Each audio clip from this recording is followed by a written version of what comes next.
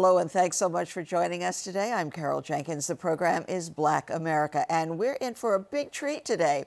With a total of 11 U.S. top 10 hits, that's singles and albums, on the Billboard Pop, R&B, Disco, Dance, Everything album charts combined, and with 4 Grammy nominations over a period of 40 years, Melba Moore is one of the most enduring artists of the 21st century.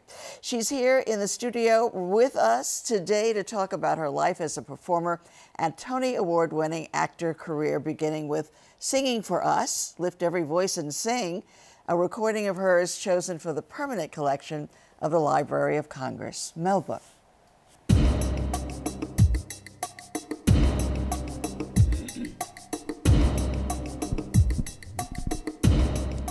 Lift every voice and sing till earth and heaven ring. Ring with the harmony, liberty. Let our rejoicing rise high as the listening skies, and let it resound loud as a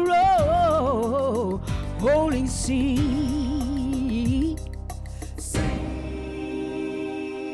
Way in the water, away in the water. Come on, children, and wade in the water.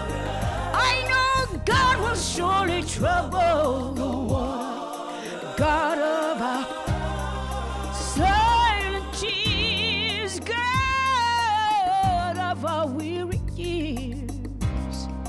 Thou who has brought us so far along this way, thou who hast by thy might you led us into a holy light.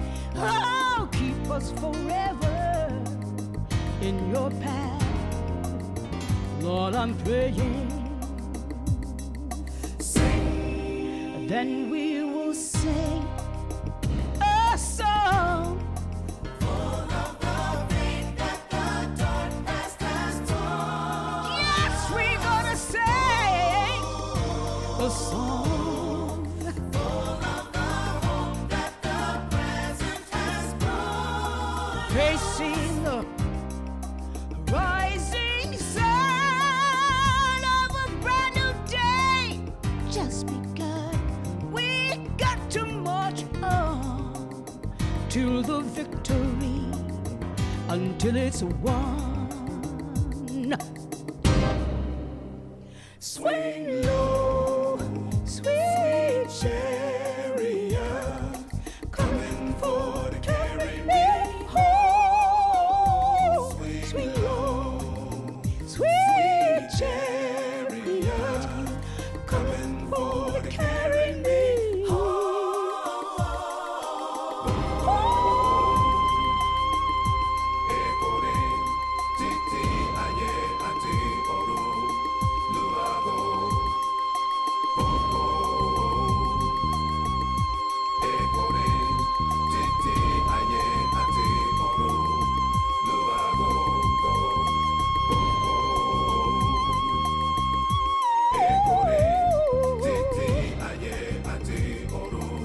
That long ago, it was against the law for African Americans to read, to write, to vote, to own property, or to get paid for the work that we did. But it's a new day. It's a brand new day. One of the things we found out is freedom ain't free. It ain't free, y'all.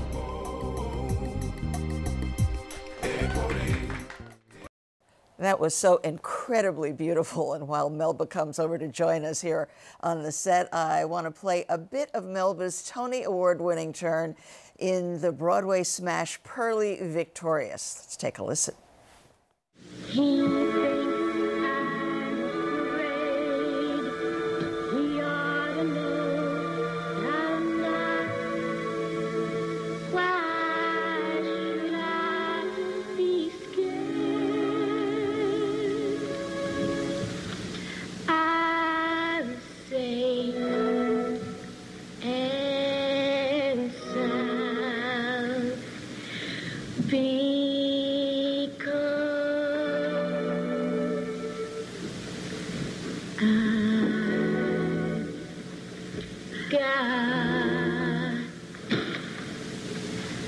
Love.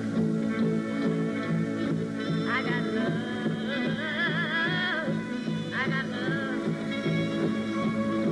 I got love, love, love, love, love, love, love, love, love. I got love. Oh, I got love. Sweeter than a flower, growing by the hour. I got love. Sunshine shine.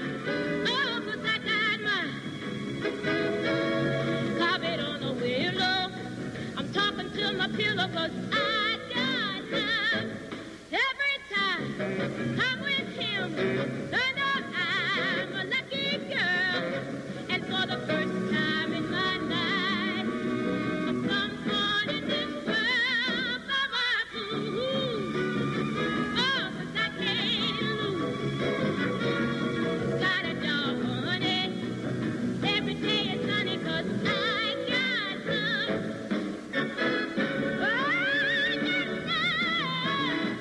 Oh, I got love. It's sweeter than a flower. Oh, it's by the hour. I got love. That every time they're with you, I know that I'm a lucky girl. And for the first time in my life, you know that I'm somebody in this world. But I move I can love. I gotta know, honey. Every day is sunny 'cause I got love. I got love.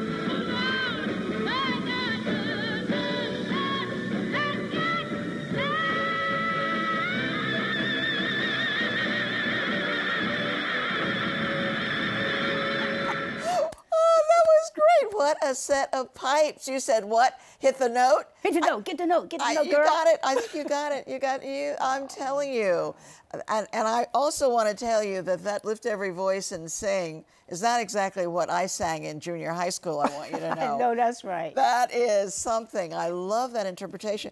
What I'm looking at is that it's actually in the Library of Congress. They decided that this version, and your certificate, you know, is here, was worthy of preserving. That's amazing to me. Forever. Yeah. And that happened, what, last year, right? Actually, this year, just a few months ago. Oh, really? Yes, So, yeah. oh, well. Actually, but it's not this version. It's the version with all the other artists on it, like with BB and CeCe Winans, Right. the Clark sisters, Dionne Oh, Warwick, everything. everybody on it. Oh, it's great. So Well, it's great. I tell And you. I did it because from being from New York and didn't have Black history, never knew about it. So I put all the artists on it so they wouldn't think it was that I wrote it, because I'm not that old yet. You didn't want them to think that you actually But it was my hit record, because I know a lot of us didn't know that we have a song that identifies us, because we're a nation within a nation, and every Right. nation has their national anthem, and we have the Star-Spangled Banner, but we also have Lift Every Voice and Sing. Right, right. Well, and Pearlie, of course, that was your Tony Award, Yes. 1970. Yes. And you also got a drama disc for best. Everything they could give you, I got Everything. it. You got it. Everything that year. I didn't know, I never heard of a Tony Award before that, so I don't remember the names of the other ones, but I got them all. Wow. Well, it was quite something. And of course, we were all there celebrating you and just saying Carol, that's. can I just say it's so good to see you, Oh, because you it's know great. all these wonderful things have happened to us. You're still anchoring and hosting, and you know, Right, and you're God is singing. Here we are. Here we are. I tell you, I was good. telling you, I was in Studio 54 the other day. It's a theater now. You know, unlike the old days. We was kicking up our heels and doing some other things. Carol. Kicking up our heels. Yes. So, well, listen, tell me about. Now you have me off. Back in the day, You huh? were back in the day. You were about to head off to London. You've got a very serious singing schedule here. So Yes. and how much of I'm giggling. you're giggling? Yeah. How much of the year do you stay on the road? Well, everything is kind of coming back to me, because my story's been made. I've made it public on Unsung and a lot of other areas. Been in and out of court and everything. Really just trying to set the record straight, because it was thought that I was on drugs. I wasn't, and I put some things down so people could see what the actual story was.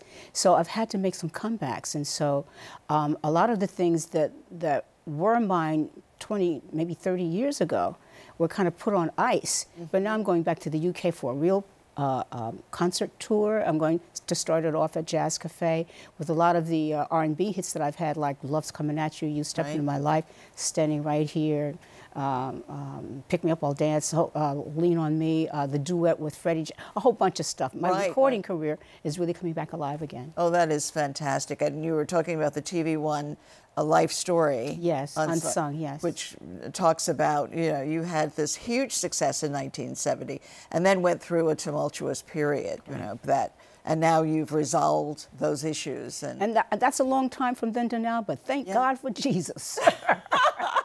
You don't care how long it is. If you can stay in there and not let it overcome you, you can still have another chance. Right, right. Well, when I was looking at your bio, I of course remember you in Hair. I told you as we started, you know, that was the show that I took I would take the young minister at our church. You didn't know. I didn't know that you all were going to take your clothes off, you know. But we were pioneers. We didn't know we was going to take our clothes off. Right? Exactly. So you were in Hair, but I had no memory whatsoever that Diane Keaton was in Hair, and That's because there were a host of people who replaced her. But then I did, and I don't mention them because nobody knows who they are. Really, really. I only mention Diane because everybody knows who she is. They know, and but I haven't heard her.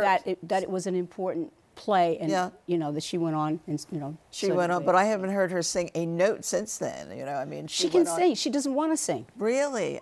So maybe we can get her out there. Maybe you two can. She doesn't want to sing. She doesn't want to sing at all. That I know about. I asked her. She said, "Nah, I don't want to sing." So how did you get the part in Hair? I know you come from a musical family, right? So tell us about that. Newark, New Jersey. Well, I come from a musical family. My mother was a single parent and a professional singer. So, with a top 10 hit, I understand. Yes. Wow. And my natural father is Teddy Hill, who was a big band leader and musician, very well known back in those days. And that was my beginning. So I was a single child. I mean, only child. But she married my now stepfather that I was telling you about before, who's now 101 years old. 101. And he was and he is still a piano player. Right. And So made you play the piano. He made us all play the piano. Well, I have a sister and I have 3 brothers, and so he made us all learn how to play the piano. And so we got really intimately involved with music. But I kind of got the bug. And Mother and Daddy really always discouraged us from being in the industry because it was so difficult. And black people really didn't know anything about the business part of it. So we were always not knowing where, where the next meal was coming from. So they made us get our degrees in our college education. But I was bitten by the bug. And so after teaching school for about 1.5 years, music, of course, in the public schools of New York. I can't imagine you as a school teacher in a public school in New York City. Public school in the inner city. Right, Not New York, Newark. There's a difference, honey. Okay, so you were teaching school in Newark, music. Yes, but I've run into people that I taught, and they're all grown up now. They said, I always said I was going to be a star. I was going to lead. And I did. And you did. And you know what? And they say they're proud of me, and I inspired them to go after their dreams, too. Right. But that was the beginning. And then after I left school teaching, well, I talked to my stepdad, and I told him I really needed to try this, and if it wasn't going to work, I would come back and teach school, because that's what they wanted me to do. It's not what I wanted to do. Sure. He's 101 years old, and he's still disappointed that I didn't want to teach school. But he doesn't know the charism that it has on his own life, and that a child sees that. And I said, I want what they got. They love what they do. So he took me to some of his colleagues to try to get me started. But at one of the places he took me, I met Valerie Simpson. Oh, sure, of Ashford and Simpson. Yes, sure. And she was trying to get started with writing her songs, she and Nick. And she asked me, did I read music? I said, yeah.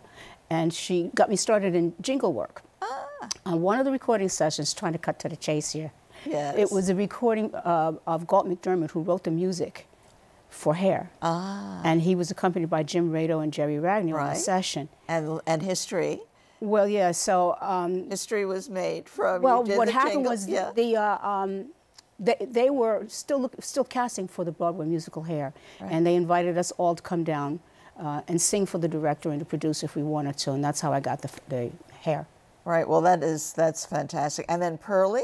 Well, Pearlie, I still didn't have a manager, because I... Right. And here you said, I said, how old were you then? And you said, older than I actually said that I was. I was old. I've always lied about my age.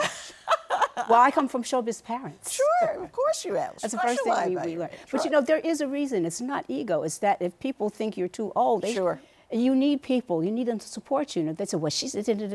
They could shut you down, so we don't tell them that. Well, but after Pearlie, there were TV shows, I mean, more Broadway. And as a matter of fact, you said that you would sing a little bit of Fantine for me from Les Mis. I dreamed a dream in times gone by. When times were good and life worth living. Oh. I dreamed that love would never die. I dreamed that God would be forgiving.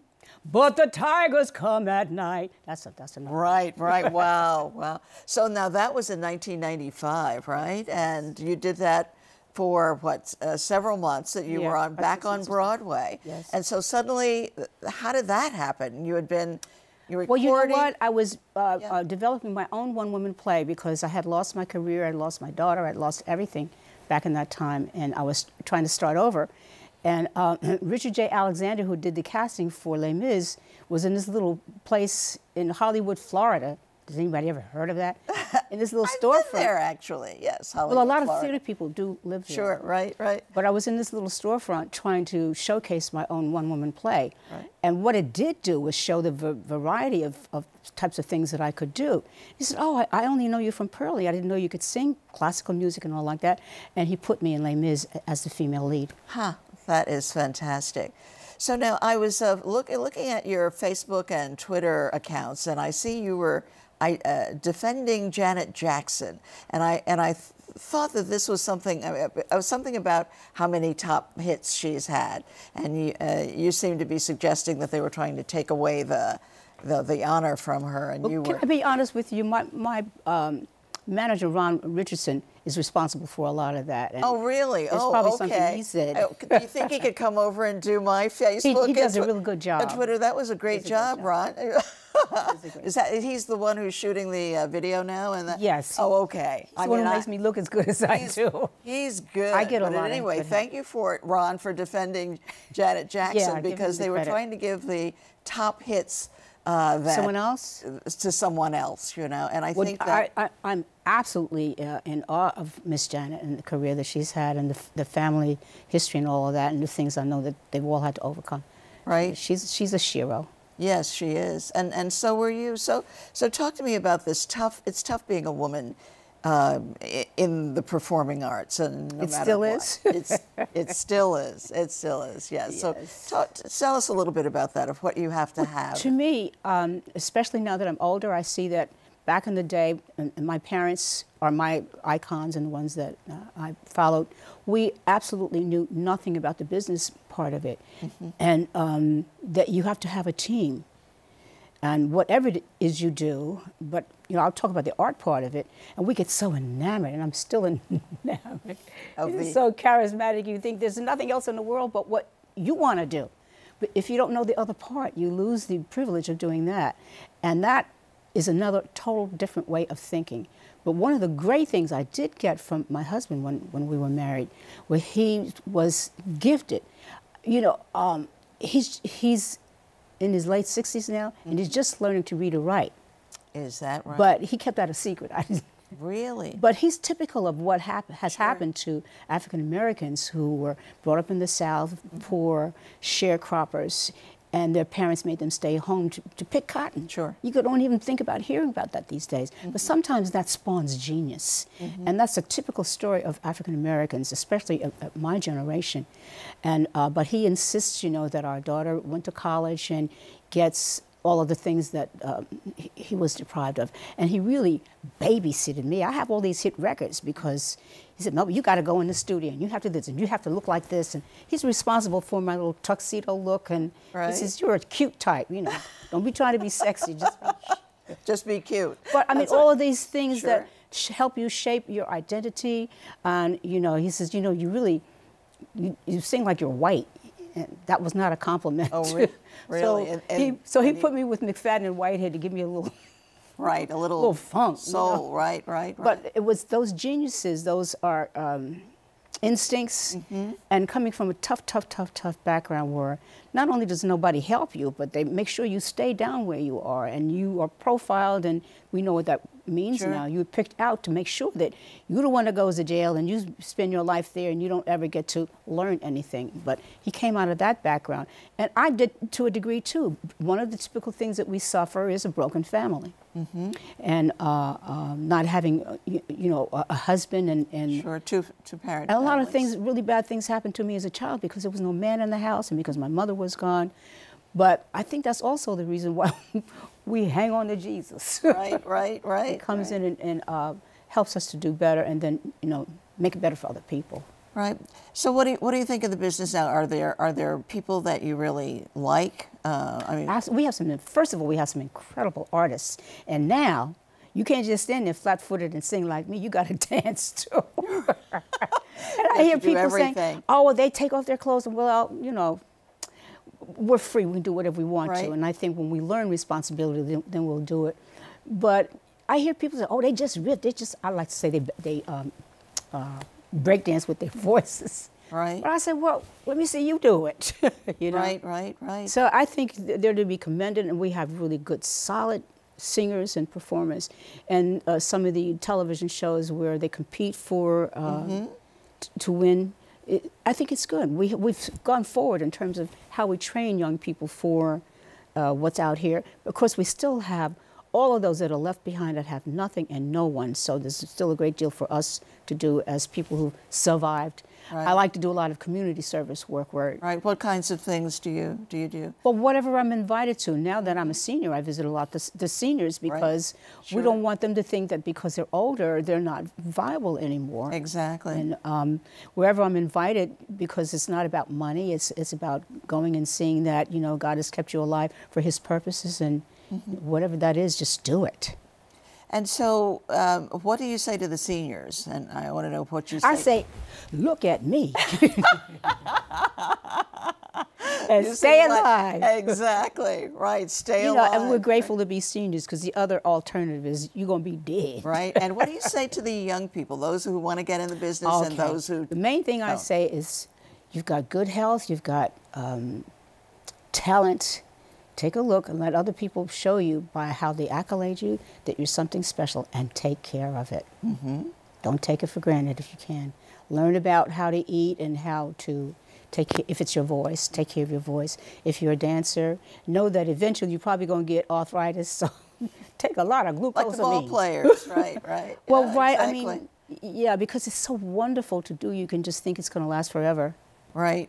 Actually, and a lot of it can last a lot longer if someone just tells you a little bit about whatever your talent is, how to take care of yourself, to prolong it and both make the transitions when that time is over. Well, 40 years is, that's a pretty darn good career. Huh? Good. 40 years. Yeah, Huh? yeah. Excellent. As we come to the close of the program, we always ask our guests to talk about the strength, the power of Black America, to finish that statement for us. What is it for you? I think our greatest power is that we're learning now to unite with each other, to give, and not just hoard it, because, say back in the day of, I'll say somebody like Pearl Bailey or Eartha Kitt or whatever, they had to struggle so hard, and even when they got it, they had no security. But many years have gone by now, and we can see, we can pass this on if we get to a certain level. First of all, we have to learn economy, make sure that we can feed ourselves and that kind of thing. But then we have the privilege of counseling and giving it away and trying to be a good example. Don't be all woe out if you can help it. Because people can see you as an example, young people, something to look forward to. If you don't have it that way, you think, oh, I don't want to get old and I don't want to be irrelevant. But you can show them that that's not going to be the case. A good example, she's not Black, but she might be, is Cher. Oh, she may be Black? Oh, there's news, more breaking news. Well, Cher is I Black. doubt it. No, I think she's Native American. She's, right, okay. Same thing. But you think, so that she's had a very long career as well. Yeah, and very, very, very difficult. And one where everybody said, well, you can't do that, and you can't do that because she's a pioneer.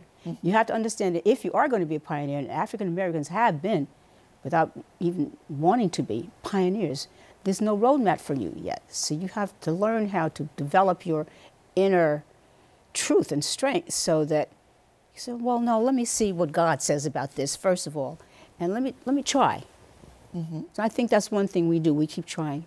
Right. And about preserving the voice, your instrument, as a matter of fact, we saw you going through some of your exercises, which were great. You know, I said, I'm awake now. How did you do that all of these years? Well, most recently I've been taking vocal lessons from a vocal coach, and what she's done is expanding some of my techniques. So she said, this is what you do if you have laryngitis, if you get the flu or something. She teaches you how to breathe and how to get past that if you're sick. Mm. And of course, when we get older, we might be more apt to catch a cold or a virus or whatever. Sure. And sometimes the steroids don't work. But that's so interesting that you're taking voice lessons now. Yeah. And that's to, well, not to hit the high notes, because you're doing Actually, that. it's extended my range. Yeah. Because when you get older, it naturally gets lower. And I'm glad about that. I have that low, sexy voice now. I didn't have that before.